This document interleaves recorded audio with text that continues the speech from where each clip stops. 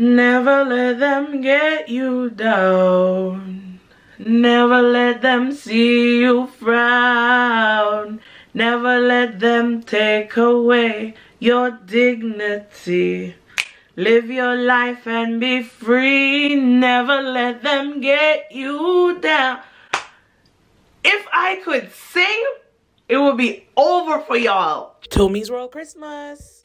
Just see those sleigh bells jingling, ring, tingle, tingling. Hey homies, and welcome back to Tomi's World. You already know it's your girl Tomi, and I am back with another video. So today's video is unfortunately no laughing matter, but what are we going to do? Cry? I think not. City girl activated. Let's get into it. So in today's video, I'm going to tell you guys a story time of literally one of the worst experiences of my entire life. This is not a dating story because yes, guys have screwed me over several times, but these people were even worse. Trust me. And before we even get into this story time, I just wanted to say, like, yes, I will be telling you guys a story time of how my college told me that I was not good enough to be their valedictorian 2 days before the valedictory service. But I just wanted to let you guys know that there were a lot of things that built up to this moment, and I'm going to take you guys through the entire story because there were parts where I was wrong, and there are a lot of amazing people at this college who helped me to be the person that I am today. Let's get into it. So there are many things that actually went into this entire story, and I have to take you guys from first year to fourth year for you to actually understand everything. Now, I am not going to take out my part of this story because there were stuff that I did that did get me in trouble, even though anywhere else in the world, these things would never get you in trouble in college. But I was going to teachers college, which in Jamaica is much different from like regular colleges. So in teachers college in Jamaica, you have to wear a uniform to school, and of course asking adults to wear a uniform to school is never a good idea. Y'all needed to know that to know what's gonna happen later, so just keep that in mind. So it all started when I applied for this college in the first place. I didn't do the application. My uncle's wife did it for me because I didn't want to go to teachers college at all. I've said this several times. I was broke as hell. Bankrupt, like no money on my car. My dad was broke as hell. My mama was dead. And I needed to make a choice. So she applied for a couple teachers colleges. I got into literally all of them, I think, because my grades were good and I was a good student, all rounded and stuff like that. Out of all the colleges that I got into, she told me that I should go to this one because it was her alma mater and she had a great time there, and I'm like, okay, cool, I will, because why not? I don't know, I don't want to go to teachers college, so if I'm gonna go, then why not just go to one that's my aunt's alma mater, you know what I mean? So I decided that, cool, I'm gonna go to this school. Oh, that rhymed. I wasn't even trying. When I went to take the entrance exam, because you have to do like an English and math exam to get into the college, I passed the exam, and the head of the department who graded the papers told them that she still wouldn't be accepting me into the faculty because of my age. What? Girl, at the time I was 16 years old, yes. But do we not know several people who have gone to college younger than that? Like, it's literally illegal for you to have sex at 16. So why are you barring me from going to college? What do you want me to do? Not go to school? Like, how did that even make sense? So my aunt applied for 2 different faculties in the same college. She applied for English language and literature, which is the one that I really wanted to do, and she also applied for the GHS department, which was geography, history, and social studies, which I wasn't so fond of.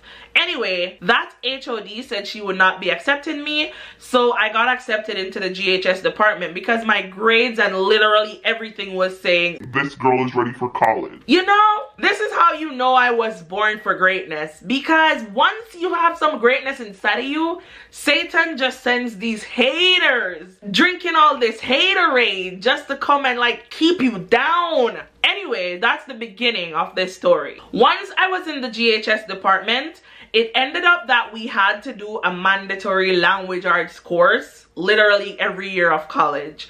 So I went to do my language arts course, and I don't remember the activity that we were doing, but the lecturer was like, oh my god, you are literally above all the other kids in your class right now. You're doing just as well as the current English students that we have. That's what she said, okay?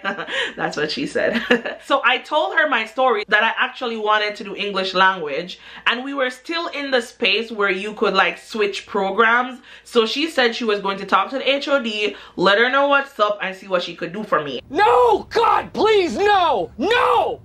No! Is what I should have said. Like at the time, I was so young, I wasn't even thinking about how much hate I would have to deal with if one other lecturer made this head lecturer overthrow her decision. You know what I mean? Anyway, after talking to her, she came back and she's like, if you want to change, all you got to do is sign up these documents, go to the front office, tell them that you want to change departments, and it will all be good.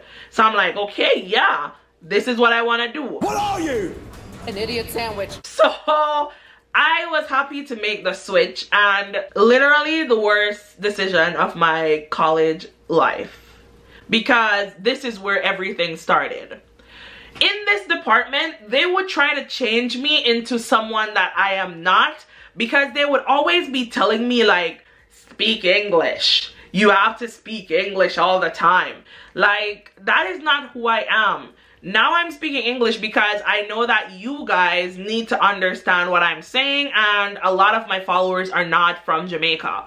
But if I'm just hanging out with my friends, I'm going to code switch and going to the language that everyone else speaks around me and that we are all comfortable with expressing ourselves in, which is Jamaican Creole. So when I see my friends, I'm gonna hit them up like, hey girl, wagwan, a long time I not see you good, eh? Yeah, you look good, beer things, yeah. But they didn't like that about me. And they were trying to get me to change who I was. They were telling me that I needed to speak English all the time. I needed to be this prim and proper person if I was going to be a teacher, because the current characteristic traits that I have weren't that of a teacher. And That now go up. I'm not gonna be this person because I've always been this person. I will speak English when I need to. I will speak Creole when I need to. I will be my same down-to-earth self at all times. You will never get me to be this hoity-toity fancy person, because I'm just not that person. And this made this lady hate me even more. So I would end up getting into a lot of trouble for the stupidest things. One time, I remember I was on the street, not in college, but the rule for my college is that wherever you are, once you are wearing the school uniform, you have to have on all pieces. It's Jamaica. This college had a jacket straight down to here with an inside shirt and a skirt, right? I was wearing the jacket. It's Jamaica. It's hot as hell. It's like summertime. So I take my jacket off because I was walking just on the street somewhere. Someone saw me on the street and they called my college, told them that I was walking on the street, a random street, without my jacket on. They called me into a meeting, sat me down. They're like, this is not the behavior that we expect from you. You need to be following the rules of the school. This is what you need to be doing. I'm looking at her like, ma'am, I could have been taking coke. I could have been a crackhead. I could have been doing so many things that are like wrong. And you are here worrying about me not wearing a jacket? What is your problem with me? Like, all my time in college, I just spent with this anxiety because I just knew that whatever I did, wherever, I was gonna get in trouble. The second thing that I got in trouble for that was just super crazy. We were at this football game. I think you guys call it soccer in some countries. And I'm loud. I'm a loud person. I tell you guys this all the time. So I'm always leading the cheers. We don't have cheerleaders, but I'm always leading the cheers. So I would be like, wedding 99 boy them there, whatever. And everyone else would be listening to me, following along. We're having a good time. I got in trouble because I was the loudest person there. This lady literally called me into a meeting to ask me why did I have to be the loudest person there. You're supposed to be loud. What do you mean? Bro, now that I've given you guys the backstory of all the trouble that I would get into, let me catapult into what happened with the whole valedictory service. So for my school, you didn't have to have the highest grades. Not saying that your girl wasn't like clapping them subjects. I was getting these grades. Even when they were fighting me like hell, I was still getting these grades, okay? I graduated college with honors. Period! Anyway, you don't have to have the highest GPA to be the valedictorian for my college. You just have to be voted in by your fellow peers. We choose who we want to represent us to do the speech for the year group, basically. So I was chosen with 2 other girls and we said we were going to do it as a 3-way speech. Cool? No problem.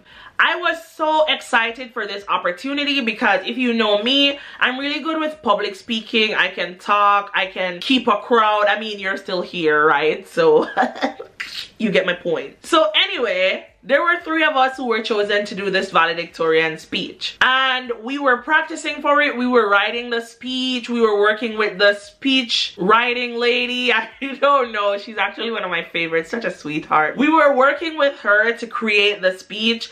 And I was calling my family and friends and I'm like, yeah, I'm gonna be a valedictorian. You better come to this graduation.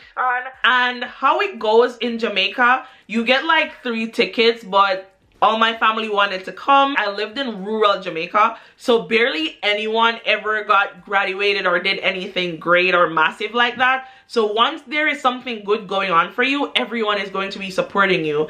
I remember that 2 huge buses of people came to support me, right? And I had told all these people that I was going to be the valedictorian for my class and I was going to be doing the speech. 2 days before the valedictory service, this lady comes to me and she's like, yeah, so we have decided that you are not going to be doing the valedictorian speech. Even though you were voted in, we don't think you're a good representative of this college. We don't think you represent the values and standards that we hold our pupils to, so you won't be doing this speech. What did you say? I was shocked. Literally shocked. Because I had already told all my friends and family about this. Everyone in the year group knew that I was one of the persons who was going to be doing the speech. So now I had to be explaining to everyone why I couldn't do it anymore. I was so embarrassed by it that I didn't even tell my family and friends because we already had 2 huge buses of people coming to my valedictorian service. I remember going home and I was just sitting in the house and I was like, I don't think I'm gonna go. I don't wanna go. I was crying. It was such a horrible time because someone is literally telling you you're not good enough, which is weird because this college had sent me out on numerous recruitment drives throughout that year to get students to come to the school, and I had represented them in like, my English is slipping because I kind of want to cry a little bit, but that's not gonna happen. Not today. I had represented this college in the capacity of vice president for, I think it was the 1st year batch. I was a part of the netball team. I hosted several school events. I was a part of the track and field team. I was their cultural queen at one point. Generally, I was just the whole school's cheerleader. I had given this college literally my all. There was nothing they could have asked for that I would not do for them. So for them to tell me this, it really, really messed with me. And the fact that I had to like explain to literally everyone else why they were saying this when I myself did not understand, it really, really messed with me. So I wasn't gonna go, and in Jamaica we don't have like this relationship where everyone talks about everything. So my family didn't know what was up. I wasn't telling anyone because I was too embarrassed. So on the day before Val service, that's actually when I told my sister everything that had happened, and she was like, no, still go. Don't let them hold you back. This is your moment. You worked hard for this. They tried to fight you out for like 4 years and you still did it. You still graduated and you did literally everything. You deserve this more than anyone else. So you should go to that service. When I went to the service, I had like family, friends, people from my church. There were like 30 people there just to support me. Yeah, which is right. Couldn't be any other way. And I remember them saying if I wanted all of them to just get up and walk out when the valedictory speech was going to be read. And I told them no, because the persons who were reading the speech would be the people offended and not the people at the top who were actually the problem. So I'm like, no, we shouldn't do that. That's crazy. Also, like, even though there were persons at the top who hated me, there were still people who had my back. So I remember one teacher allowed me to do like this little DJ part in the song. You know, you sing a song for the year group. So I was allowed to do this little DJ part, this little original DJ part, and my family was still there cheering me on. No one even asked me about the whole valedictory speech thing.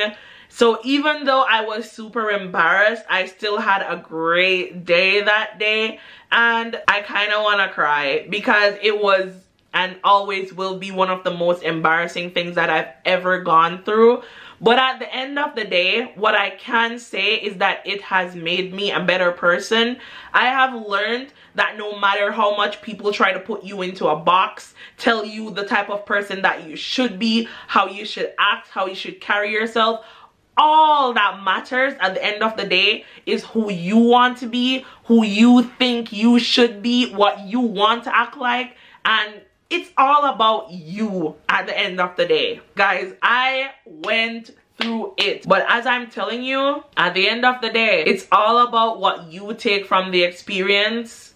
It's all about focusing on you and being true to yourself 100% of the time, because once you do that, you cannot go wrong. You will not go wrong, and you will always come out victorious when the person you are fighting for is yourself. Anyway guys, no matter what type of obstacles that you might face in this coming week, no matter what you are going through right now and how much you feel like you cannot get through it, just remember that I have 100% faith in you, because anything that was said to make you fall, make you stumble, will only help to build you up.